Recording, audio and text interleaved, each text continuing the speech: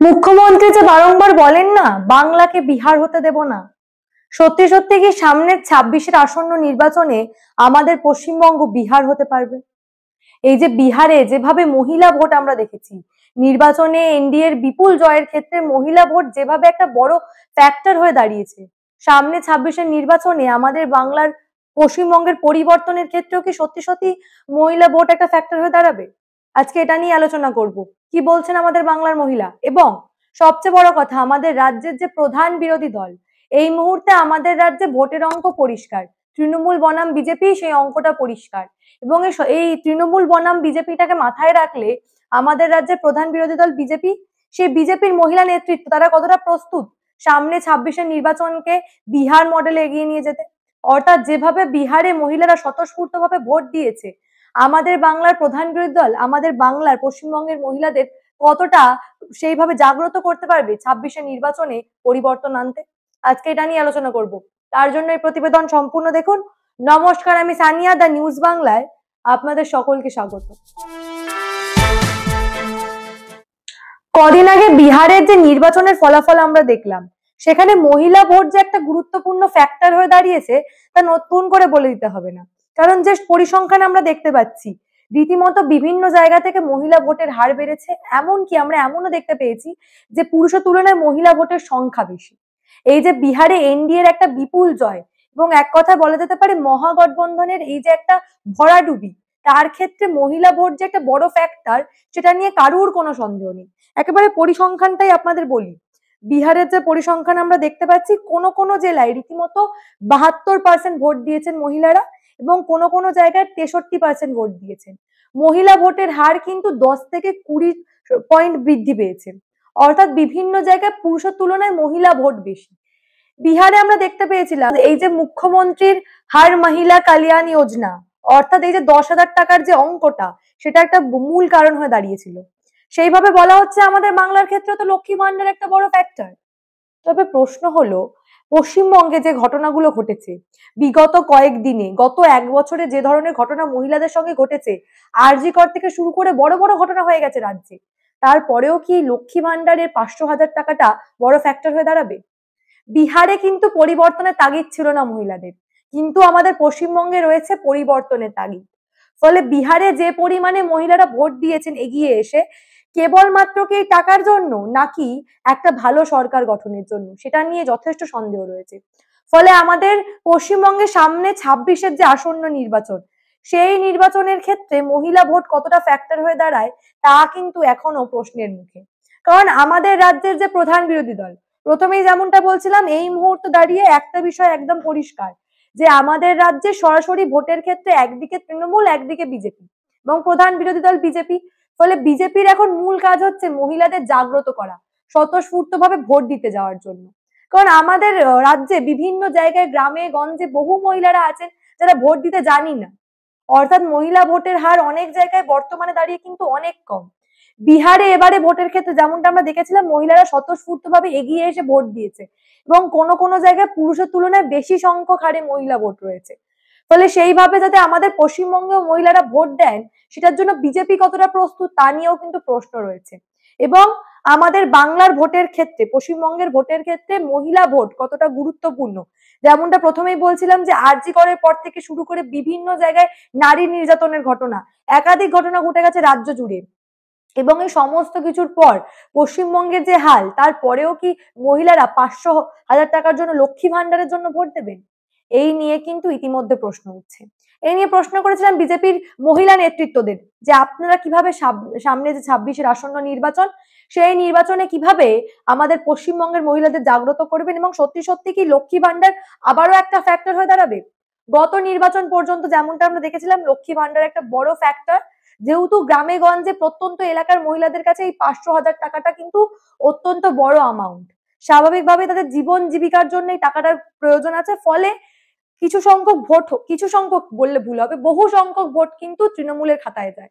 ফলে এবারে এত ঘটনার পর মহিলারা কি সত্যি সত্যি আবারও তৃণমূল সরকারকে ভোট দেবে, নাকি সত্যি সত্যি এবারে পশ্চিমবঙ্গের মহিলারা পরিবর্তন চাইবে, এবং বিজেপি কতটা প্রস্তুত সেই মহিলাদের বোঝানোর জন্য? এই নিয়ে বিজেপি নেতৃত্বরা কি বলছেন তাদের মুখে শুনুন, বিশেষ করে মহিলা নেতৃত্ব। বিহারের মানুষ সচেতন মানুষ, ওনারা ভোট দিয়েছেন। ওনাদের ওইখানে আমি অনেক সংবাদ মাধ্যমের মাধ্যমে আমি দেখেছি অনেক মহিলারা বাইরে বেরিয়েছেন, মোদি আমাদের ভগবান, মোদিজিকে আমরা যদি কোনো কিছু না পাই, পেট্রোল যদি 1000 টাকা লিটার হয়ে যায় তাও আমরা ভোট দেবো, মোদিজিকেই সরকারে রাখবো। তো এই কথাগুলো আমরা শুনতে পেয়েছি। তো পশ্চিমবঙ্গের মানুষও সচেতন মানুষ, শিক্ষিত মানুষ। পশ্চিমবঙ্গ থেকে আমরা অনেক মানে স্বাধীনতা সংগ্রামীদের পেয়েছি, আমরা অনেক লেখক কবিদেরকে আমরা পেয়েছি। তো আমাদের এই পশ্চিমবঙ্গের মানুষ যথেষ্ট সচেতন নাগরিক।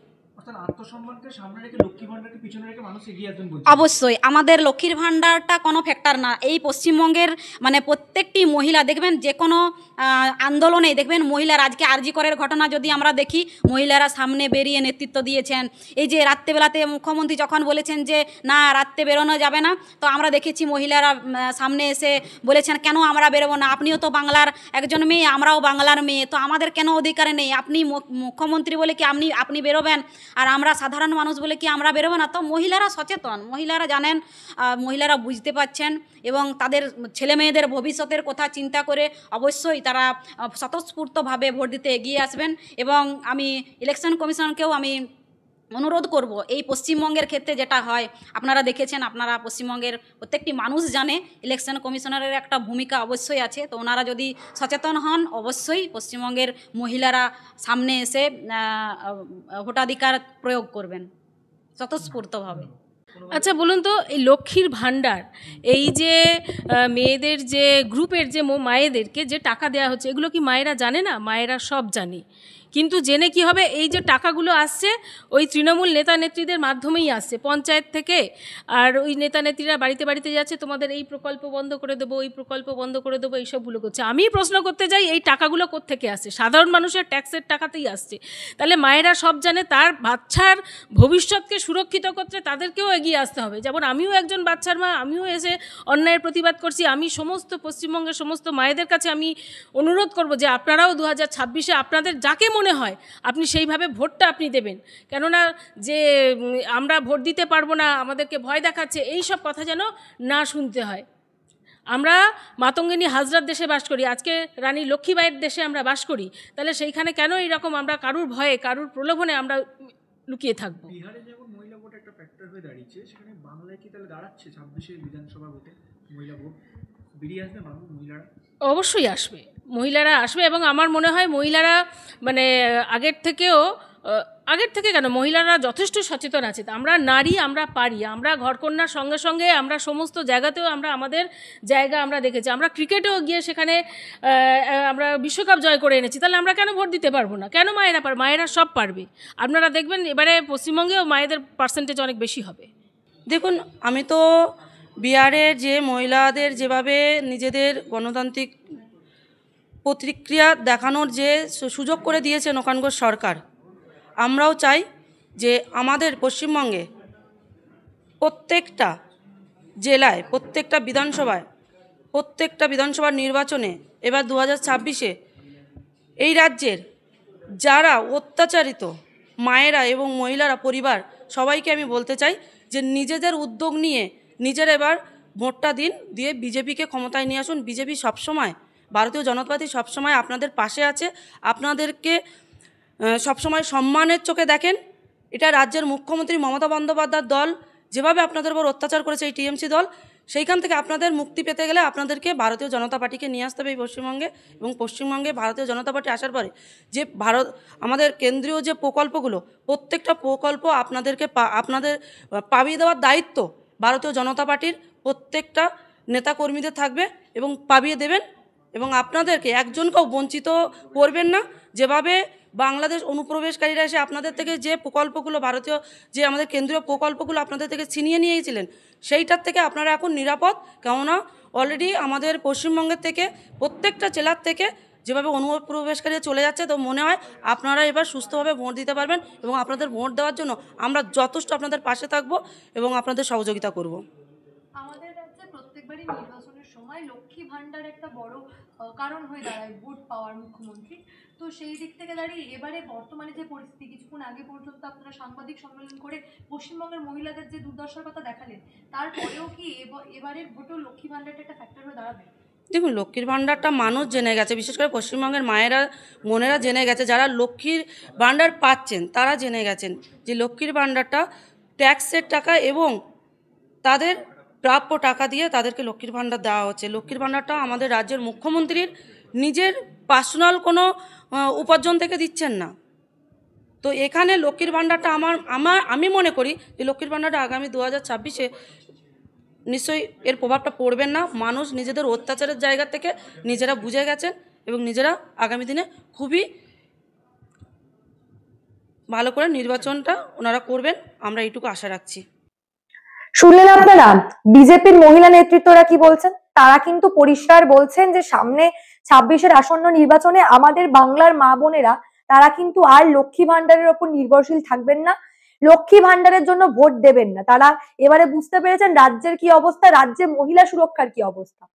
যেই রাজ্যের মুখ্যমন্ত্রী নিজে যে কোনো ঘটনার ক্ষেত্রে বলছেন রাত 8টার পর মহিলাদের বাইরে যাওয়ার কি দরকার, সেই রাজ্যে মহিলা সুরক্ষা নিয়ে আশা করি নতুন করে কিছু বলে দিতে হবে না। যদিও প্রথমে যেটা বললাম যে গ্রামে গঞ্জে মহিলাদের ভালো করে বোঝাতে হবে, স্বতঃস্ফূর্তভাবে ভোট দেওয়ার জন্য এগিয়ে আসতে হবে, নইলে কিন্তু 26-এও আমাদের রাজ্যে পরিবর্তনটা সম্ভব না। বিজেপি নেতৃত্ব পরিষ্কার বলছেন যে এবারে মহিলারা বুঝবেন, তারাও প্রস্তুত মহিলাদের বোঝানোর জন্য। তবে দেখার বিষয় যে আসন্ন 26-এর নির্বাচনে সত্যি সত্যি কি বাংলার মা বোনেরা বুঝবেন যে আমাদের আপনার আমার মতো বাংলার প্রত্যেকটা মেয়েদের সুরক্ষার প্রয়োজন, আমাদের লক্ষ্মী ভাণ্ডারের প্রয়োজন নেই। যদিও গ্রামে গঞ্জে সেই টাকাটা গুরুত্বপূর্ণ, কিন্তু যদি সেই টাকার বিনিময় তাদের ছেলেদের তাদের স্বামীরা যদি চাকরি পান, তাহলে সত্যি সত্যি কি বাংলার মেয়েদের হাত পেতে টাকা নেওয়ার প্রয়োজন আছে? এবং একদিকে সরকারি প্রকল্প দেওয়া অর্থাৎ লক্ষ্মী ভাণ্ডারের মতো সরকারি প্রকল্প দেওয়া মানে কি এই রাজ্যের মহিলাদের সুরক্ষা নিয়ে এই রাজ্যের মুখ্যমন্ত্রীর আর কোনো দায় নেই?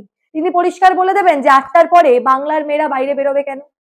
যে রাজ্যের মুখ্যমন্ত্রী মহিলা মুখ্যমন্ত্রী বলে দিচ্ছেন যে 8টার পর মহিলারা বাইরে বেরোবেন না, সেই রাজ্যে মহিলা সুরক্ষা নিয়ে তো নতুন করে কিছু বলারই নেই।